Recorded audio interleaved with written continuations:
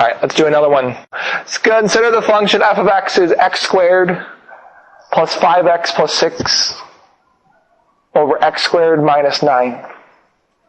So x squared plus 5x plus 6 over x squared minus 9. Determine the values of the function as x approaches 3. Oh, I think there's a typo, kids. There's a typo. This is why you shouldn't type these up while you're watching a movie. That should be x squared minus 5x plus 6. Alright. So we're going to do the same thing. We're going to throw this into a table in your calculator. But we have to be very careful when you're typing a fraction into your calculator. What should you put around the numerator and denominator? Parentheses. So you want to go to y equals. If you no longer need that function, you can just hit clear. And then starting with the left parentheses, you want to start typing in your function. So left parenthesis, and then x squared minus 5x. I need to move this guy. You go there.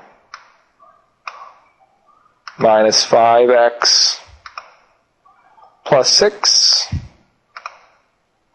Since that's the end of the numerator, you want to use a right parenthesis to say that's the end of the numerator. And then divide by new parenthesis on the left, x squared minus 9.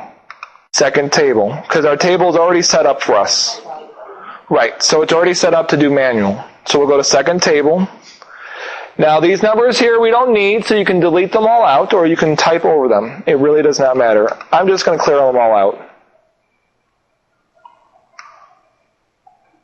And then just start typing in your values, 2.9, 2.99, so on and so forth.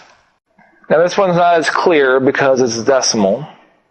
As it'll turn out, as we approach from the left and as we approach from the right, we're actually getting closer to the number 1/6. So if you did 1 divided by 6 in your calculator, you'll see the 0.166, some other decimals that will fit nicely in between here. We don't know at this stage why it's 1/6. We learn that pretty soon. However, the moral of the story is, what if we actually found f of 3? Meaning we did 3 squared minus 5 times 3 plus 6 over 3 squared minus 9. So like in our previous example, we were able just to plug in our number, 8, and we got our magical number.